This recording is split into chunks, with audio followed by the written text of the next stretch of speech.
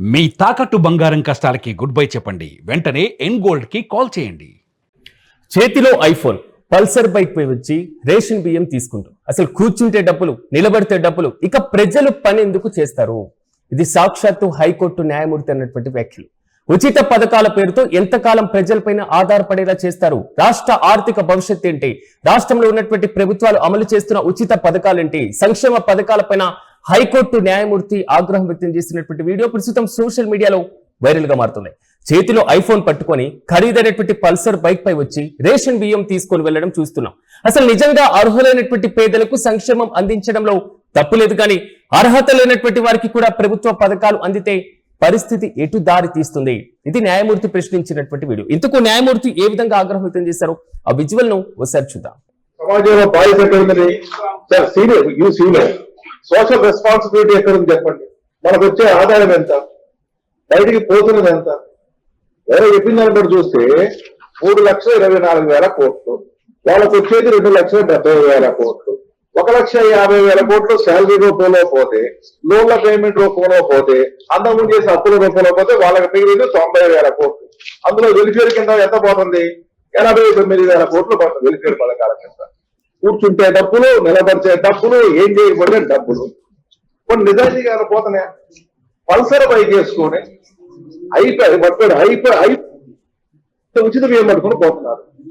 ఎంత పట్టుని పడుతుంది వాళ్ళ మీద? ఎవరికైనా బాధ్యత ఉందా సమాజం చెప్తే? ఎవరికైనా మనందరం కూడా నేనే పౌరున్నాయి కాబట్టి ఎన్ని అనవసరమైన ఉచిత పథకాలు ఇవ్వాల్సిందే. మరి ఎంతమంది అనవసరంగా తీసుకుంటారు చెప్పండి. ఆ రైతు బంధు పథకం ఉంది, కోటీశ్వరులు కూడా రైతు బంధు ఇవ్వట్లేదా? ఎంత బడ్డెను పడుతుంది రాష్ట్రం మీద? ఈ భవిష్యత్తు పిల్లలకి ఏం చేయగలుగుతారు? అయిపోతున్నా ఏ ప్రభుత్వం వచ్చినా ఏం చేయగలుగుద్ది? ఒకప్పుడు ఏంది, ఈ దేశానికి మనం ఏమి ఇచ్చాం అనుకునే వాళ్ళం. ఇప్పుడు ఈ దేశం మనకేమిచ్చింది? ఒకప్పుడు ఏమింది, మన ఊరికి ఏమి ఇచ్చారు, లేకపోతే మన గ్రామానికి ఏమి ఇచ్చారు, లేకపోతే మన వీధికి ఏమి అడిగారు. ఇప్పుడేంటి, ఇంటికి వచ్చింది, మన ఇంటికి ఏమి ఇచ్చారు, నాకేమి ఇచ్చారు. ప్రజల టెండెన్సీ చూడండి, ప్రజలు నాకేమిచ్చారు, ఈ దేశం నాకేమిచ్చింది. ఒకప్పుడు ఏముంది, గాంధీ గారిను, నెహ్రూ గారు చూసి మిగతా వాళ్ళని చూసినప్పుడు, మంత్రులు గారు అందరూ ఏమనుకున్నారు, ఈ దేశానికి నేను ఏదైనా ఇవ్వాలి, ఈ దేశంలో నేను పుట్టేందుకని అనుకున్నాను. ఇప్పుడేంటి, ఈ దేశం నాకేమిచ్చింది? ఇన్ని ఉచిత పథకాల ఏమన్నా ఒక్క తెల్ల కార్డు తీసేయాలి. ఒక్క తెల్ల కార్డు తీసేస్తే ఇంకో రకమైన రాజకీయ పరమైన గొడవ, ఫలానాది చెయ్యేస్తే ఇంకో రకమైన విమర్శలు. ఆఫీసర్లు ఏం చేస్తారు? 3,000, 4,000 కేసులు ఆయన మీద ఉన్నాయి. నేను చూశాను, మొత్తం కూడా చూస్తే ఇక జీవితకాలం పాటు ఆయన జైల్లోనే ఉంచాలి. ఎక్కడ ఆ సెక్రటరీ గారు పోస్ట్ లో ఉన్నది పాపం. ఇక ఆయన లైఫ్ అంతా ఎక్కడంటే ఇంట్లో జైల్లో ఉంచాలి. జైల్లో ఉంటే అక్కడి నుంచే పని చేయాలి. ఏం చేస్తారు చేస్తారు? చాలా ప్రాక్టికల్ గా చాలా డిఫికల్ట్ అయిపోతుంది. హైకోర్టు న్యాయమూర్తి చేసినటువంటి ఈ కామెంట్స్ ఇప్పుడు సమాజంలో ఉన్నటువంటి ప్రతి అంశాన్ని చాలా స్పష్టంగా తెలియజేసేలా చేస్తున్నాయి. అసలు సమాజంలో వెనుకబడినటువంటి అత్యంత పేద వర్గాలకు చేయూతనివ్వడం ప్రజాస్వామ్య ప్రభుత్వం యొక్క ఒక ప్రాథమిక బాధ్యత. మనకు రాజ్యాంగం ఉంది, రాజ్యాంగంలో డిపిఎస్పీస్ ఉన్నాయి, ఆదేశిక సూత్రాలు. రాజ్యం ప్రధానంగా అంటే ప్రభుత్వాలు విద్యను అందించాలి, వైద్యాన్ని అందించాలి, ఆహార భద్రత వంటి ప్రాథమిక అవసరాలు తీర్చడం చాలా ఆవశ్యకం.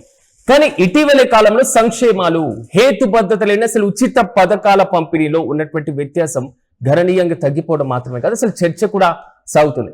తెలంగాణ ఉన్నత న్యాయస్థానంలో ఒక న్యాయమూర్తి ఈ రకమైనటువంటి ఆవేదన వ్యక్తం చేశారంటే ఉచితాలు అసలు ఏ విధంగా దుర్వినియోగం అవుతున్నాయి, ఆర్థిక భారం ఏ విధంగా పడుతుంది, అసలు శ్రమ శక్తి దీనిపైన ఏ విధంగా ఆధారపడి ఉంటుంది అనేటువంటి అంశాలు కూడా కీలకంగా కనబడుతున్నాయి. అసలు లబ్ధిదారులు ఎవరు, లబ్ధిదారుని ఎంపిక చేస్తున్నటువంటి ప్రమాణాలేంటి?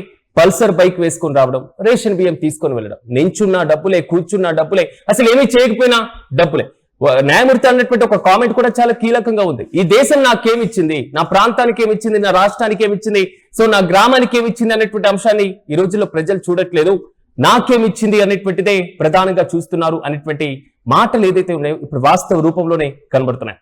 అసలు లబ్ధిదారుల ఎంపికలో పారదర్శకత కూడా చొరబడుతున్నాయి. అయితే ప్రధానంగా ఐఫోన్లు, ఖరీదైనటువంటి బైక్ల పైన ఉన్నటువంటి వారు, సంపన్న కుటుంబాలు, కనీసం కూడా అంటే దారిద్ర్య రేఖకు దిగువనటువంటి వారికి కేటాయించినటువంటి ఉచిత రేషన్ కానివ్వండి, నగదు బదిలీ పథకాలు, ఈ మొత్తం కూడా పొందడం వల్ల రాష్ట్ర ఖజానా పైన అనవసరంగా పడుతున్నటువంటి భారం చాలా క్లియర్ కట్ గా కనబడుతుంది.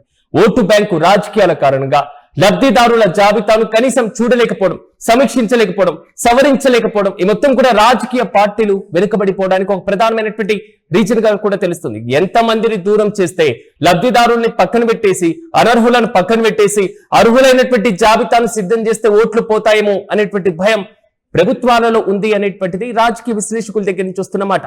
అసలు నిబంధనలు కఠినతరం చేసి, ఆధార్ లింకేజీలు చేసి, డేటాకు సంబంధించినటువంటి లేదా సోషల్ ఆడిట్ ద్వారా కేవలం అర్హులైన పేదలకు మాత్రమే పథకాలు చేరేలా చేస్తే నిజంగా ఎంతవరకు కీలకంగా ఉంటుంది అనేటువంటి ప్రశ్నలు కూడా తలెత్తుతున్నాయి. కానీ కొంతవరకు ఒక ప్రధానమైనటువంటి అంశం, భారత తొలి ప్రధానమంత్రి జవహర్ లాల్ నెహ్రూ గారు ఒకానొక సందర్భంలో పార్లమెంట్ కి వెళ్తున్నటువంటి సందర్భంలో ఒక మహిళ వచ్చి ఆయన షర్టు పట్టుకొని, భారతదేశానికి స్వాతంత్రం వచ్చిన తర్వాత మీరు ప్రధానమంత్రి అయ్యారు, మాకేమొచ్చింది అనేటువంటి ఒక ప్రశ్న అడిగిందట. కానీ వెంటనే ప్రధాని గారు ఒక మాట అన్నారట, భారతదేశానికి స్వాతంత్రం వచ్చింది, భారతదేశ ప్రధానమంత్రి షర్టు పట్టుకొని మాట్లాడే స్వేచ్ఛ నీకు వచ్చింది అని. సో ఇది వాస్తవమైన లేదా కేవలం ఒక కల్పితమైనటువంటి కథైనా? భారతదేశ స్వేచ్ఛ వాయువుల్లో మనం ఉన్నటువంటి సందర్భంలో భారత ప్రభుత్వాలు కల్పించాల్సినటువంటి విద్య, వైద్యం లేదా కనీసం దారిద్ర్య రేఖకు దిగువన ఉన్నటువంటి వారికి ఆహార భద్రత, ఇవి మించి అనర్హుల జాబితా వల్ల ప్రభుత్వాల పైన పడేటువంటి ఖర్చు ఎంత? రాష్ట్ర ఖజానా బడ్జెట్ 3 లక్షల కోట్లయితే 1 లక్ష కోట్లకు పైగా కేవలం ఉద్యోగుల జీతభత్యాలకు ఇస్తే, మిగిలిన 2 లక్షల కోట్లకు సంబంధించి ప్రభుత్వాలు కల్పించేటువంటి మౌలిక వసతులు లేదా మూలధన రాబడికి సంబంధించినటువంటి అంశాలు, మూలధనానికి సంబంధించినటువంటి ఇష్యూస్ లేదా ప్రభుత్వ భవనాలు, రోడ్లు ఇలాంటి కీలకమైనటువంటి నిర్మాణాలు చేపడుతుంటే ప్రభుత్వాలు అప్పులు తెచ్చి ఉచిత పథకాలు ఇచ్చి ఆర్థిక వ్యవస్థ పైన భారం మోపి పరోక్షంగా ప్రజలపైనే భారం పడుతుంది అనేటువంటి అంశాలు. దక్షిణాదిలో తమిళనాడు అయినా, ఆంధ్రప్రదేశ్, తెలంగాణ, కర్ణాటక లాంటి కీలకమైనటువంటి దక్షిణాది రాష్ట్రాల్లో ఉచిత పథకాలకు ఇస్తున్నటువంటి లేదా ప్రజలకు డబ్బులు పంపిణీ చేస్తున్నటువంటి వ్యవస్థ గురించి నేను మీకు ప్రత్యేకంగా చెప్పాల్సినటువంటి అవసరం లేదు. సాక్షాత్తు హైకోర్టు న్యాయమూర్తి ఇలాంటి కామెంట్ చేశారంటే మన భారతదేశంలో ప్రభుత్వ పరిపాలనా వ్యవస్థలో ఉచిత పథకాల యొక్క ప్రాముఖ్యత ఏ విధంగా ఉందో చాలా స్పష్టంగా అర్థం చేసుకోవచ్చు. ఇంతకు మీరేమనుకుంటున్నారు హైకోర్టు న్యాయమూర్తి చేసినటువంటి కామెంట్స్ పైన? సో భారతదేశంలో ఉచిత పథకాలు అర్హులైనటువంటి వారికి అందాలి, తప్పదు, వాస్తవమే. దారిద్ర్య రేఖకు దిగువనటువంటి వారికి కనీసం అంటే ఆహారం, విద్య, వైద్యాన్ని అందించాలి. కానీ అంటే పల్సర్ బైక్ పైన వచ్చి కూడా రేషన్ బియ్యం తీసుకుంటున్నారంటే మన వ్యవస్థలో లోపాలు అనుకోవాలా? ప్రభుత్వాలు చూడనటువంటి ఒక పద్ధతి అనుకోవాలా? లేదా ప్రజల్ని మోసబూజించినటువంటి ఒక వ్యవస్థ అనుకోవాలా?